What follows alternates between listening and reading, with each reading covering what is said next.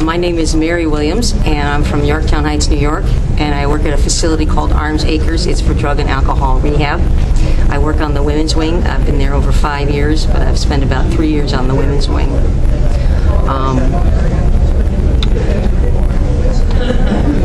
I've been a registered art therapist since 1996, and the only time I really worked full-time as an art therapist was at St. Joseph's Hospital in Yonkers. It was a recreation art therapist in their day treatment program. It was adults 18 years and older, and I ran about 5 to 8 groups a day, depending on what day of the week it was, and it was very varied. There was art therapy, there was crafts twice a week, we had a movie group, a drama group. The patients came between 9 and 3. The staff was there from about 8:30 to 4:30. The population, well, it was psychiatric. I mean, it had a great spectrum of diagnoses, and it was men and women. There was about 24 to 36 patients at any given week. When did I sign on art therapy? Well, that's hard to pinpoint, except I had wanted to be a teacher since I was 13 years old, and I majored in art education and studio art at the College of New Rochelle. But at 13, I was a junior counselor and did arts and crafts at a local program. And then when I was in high school, I was introduced to clay sculpture, and the sculpture teacher, Phyllis Wahlberg, introduced me to art therapy. And it was fascinating. She didn't tell me exactly what it was. She gave me things to read, and she said that she herself was becoming an art therapist.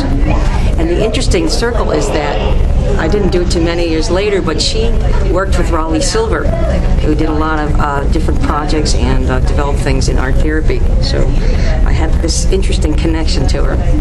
So from there, I went into special education, and then I became an art therapist when the hospital paid for the postgraduate work after my master's in education and studio art, which was wonderful because it gave me professional validation, and it was in complete opposite to one of my college professors that told me that art therapy is a very emotional field, and that it was something that you either grew into or you knew about it. So when you are looking to get into art therapy, you really have to know stuff about yourself, whether it's your art. Like I found out I really love sculpture and clay and wood and other things, other media, but you have to understand it, and you can't put it out there for the patient, the client, or the student because they get intimidated. You have to keep getting education. You can't say you know everything. You have to keep learning, and very often you learn from the student or the client. What I'd like to see in the field, especially after this conference, is that since I work in the field of addiction and alcoholism, there isn't enough understanding of the addiction and alcoholism as a disease.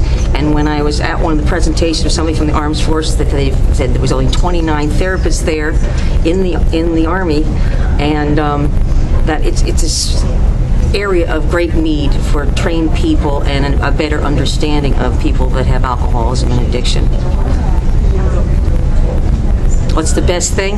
The best thing is somebody saying, I either got it, I made it, you're listening, and it's more rewarding than the paycheck that you pick up, because the profession really, I don't think, is being paid well enough, and it is so diverse with where the people work, and the populations that they work with.